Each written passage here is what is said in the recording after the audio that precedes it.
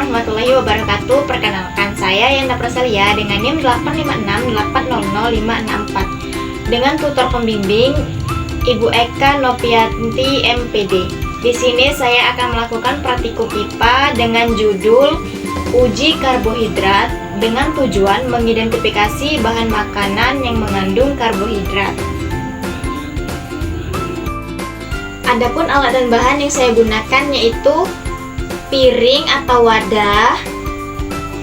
Kemudian di sini ada bahan makanan berupa biskuit, putih telur, pisang, apel, kentang, nasi putih, tahu, gula, tepung, dan margarin, serta larutan ioida atau betadine antiseptik. Baiklah, untuk langkah kerjanya di sini kita akan mengamati bahan makanan yang mana yang mengandung karbohidrat dengan cara betadine. Larutan betadine ini kita teteskan 2-3 tetes pada bahan makanan. Jika bahan makanannya berubah menjadi warna biru keunguan atau biru kehitaman, maka makanan tersebut mengandung karbohidrat. Sedangkan makanan yang tidak mengandung karbohidrat tidak mengalami reaksi perubahan warna. Baiklah, langsung saja di sini kita akan meneteskan pada bahan makanan biskuit. Biskuit ini kita tetesi betadine. Kemudian putih telur,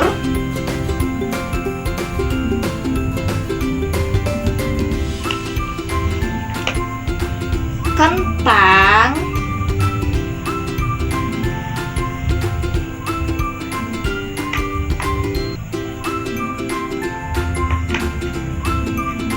pisang,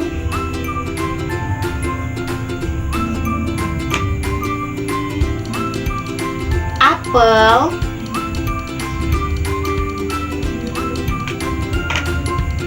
nasi,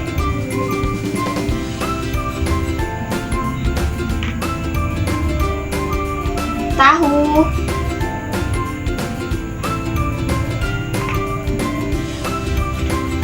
margarin,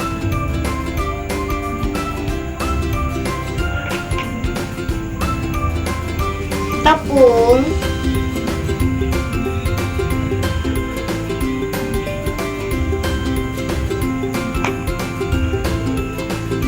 dan gula.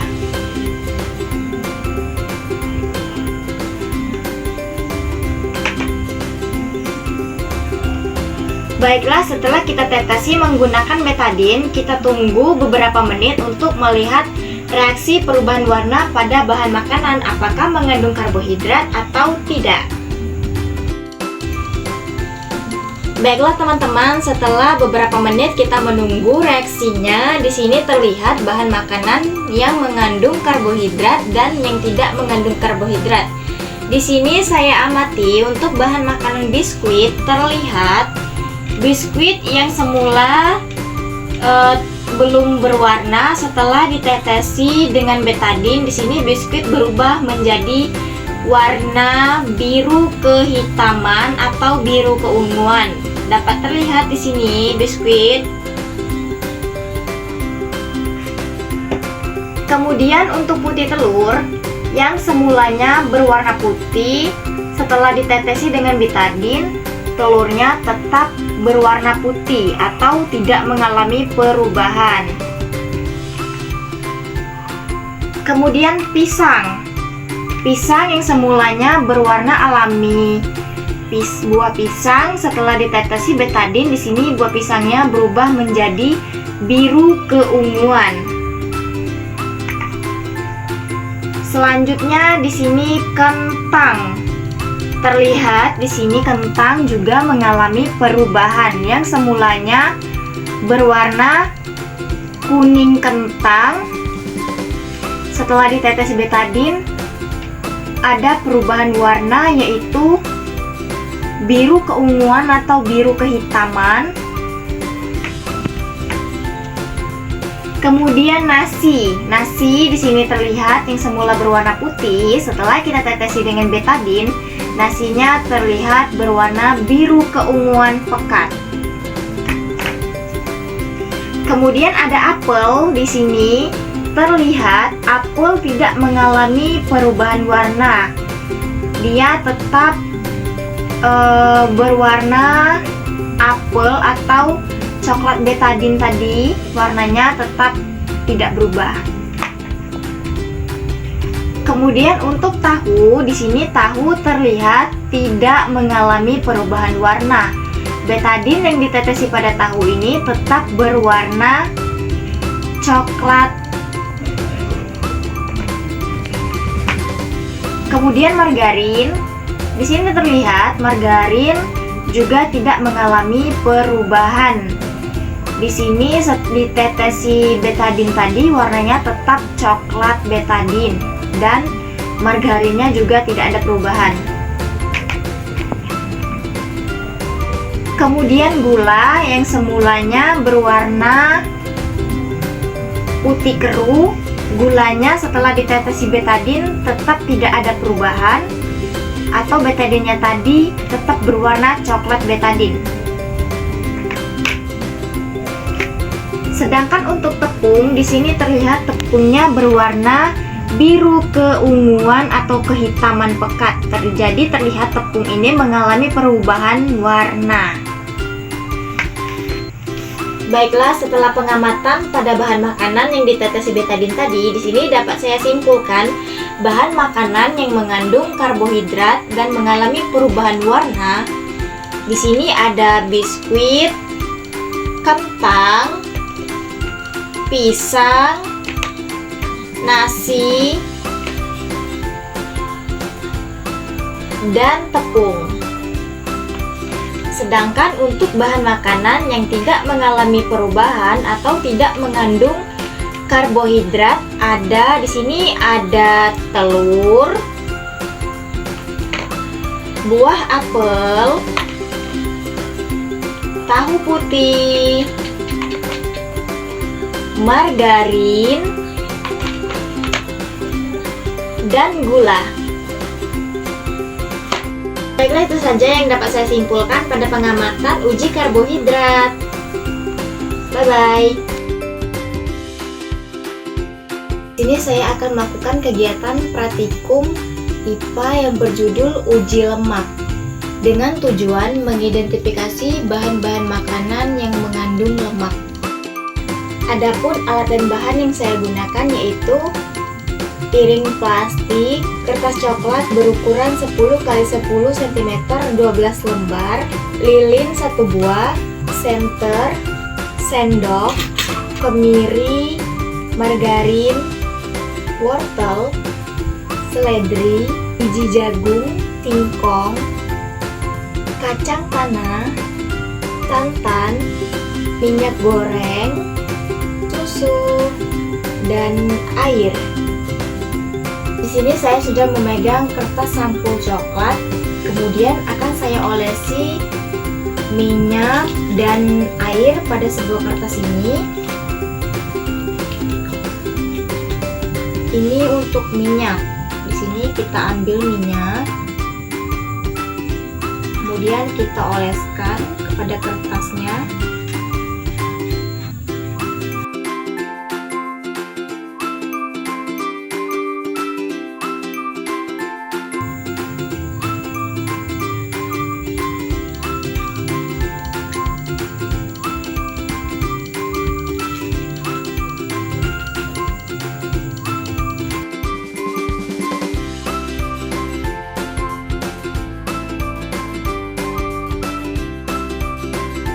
Setelah minyak dan air kita olesi pada kertas coklat ini, kita tunggu selama 10 menit. Kita lihat reaksinya apakah meninggalkan noda atau tidak.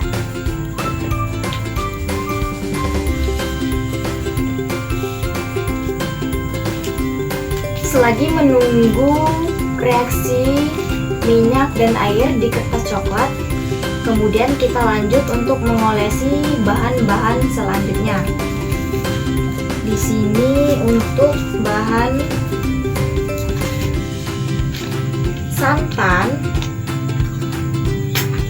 ekspresi,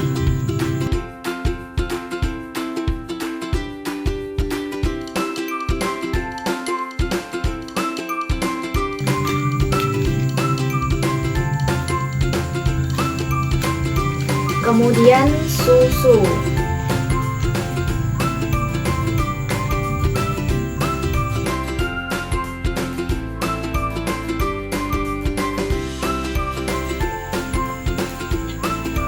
Biji jagung,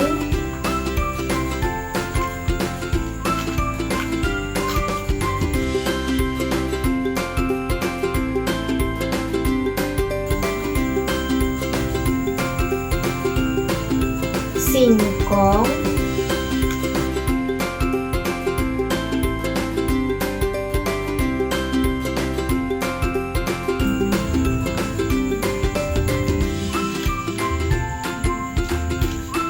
kacang tanah,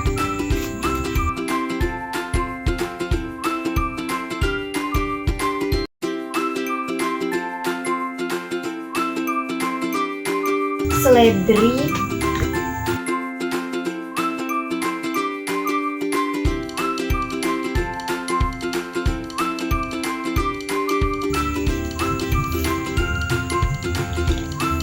wortel,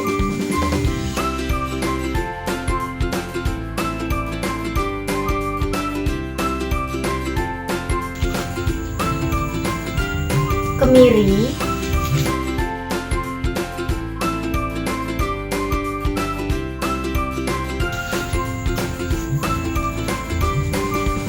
margarin,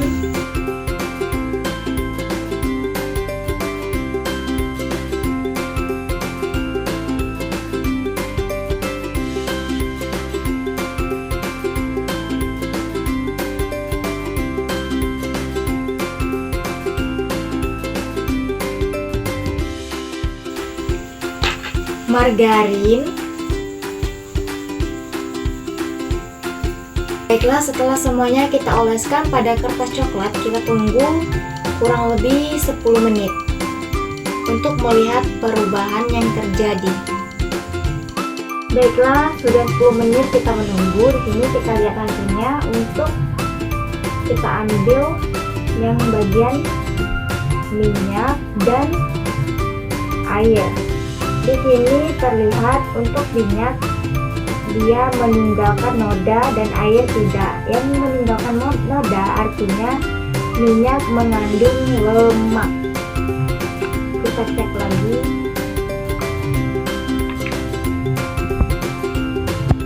Nah, di sini terlihat minyak meninggalkan bekas noda, yang artinya minyak mengandung lemak.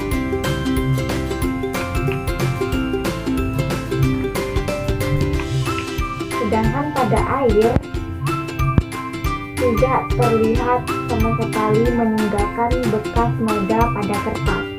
Artinya air tidak mengandung lemak.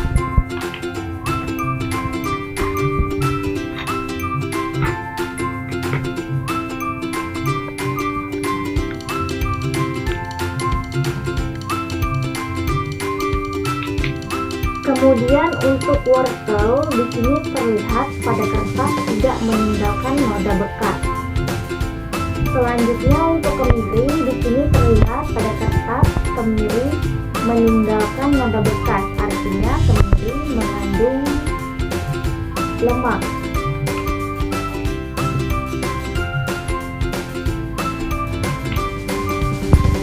Untuk margarin, di sini terlihat meninggalkan noda pada kertas, artinya margarin juga mengandung lemak. Kacang tanah juga terlihat meninggalkan noda pada kertas, yang artinya di sini kacang tanah berarti mengandung lemak.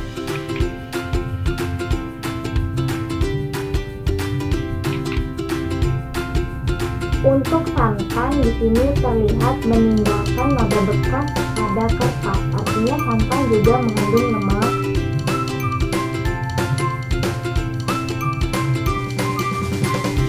Singkong pada kertas tidak terlihat noda, artinya singkong tidak mengandung lemak.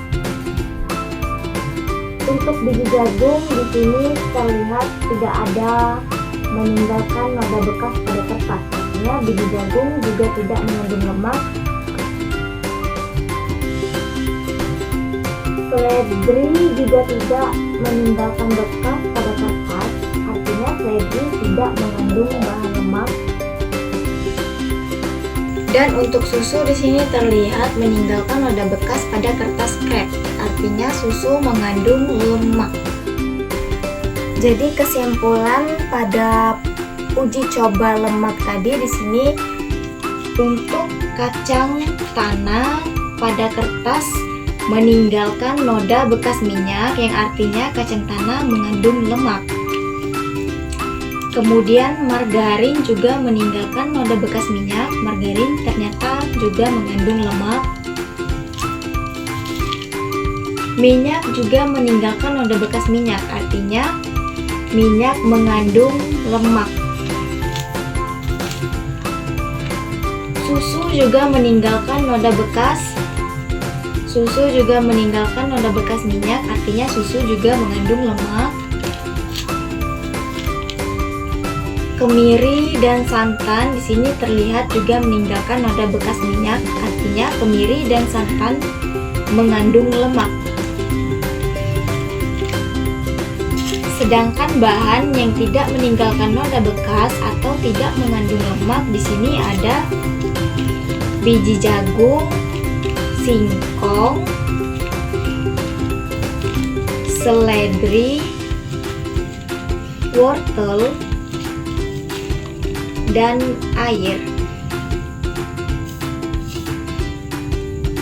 Mungkin itu saja hasil pengamatan pada praktikum uji coba lemak.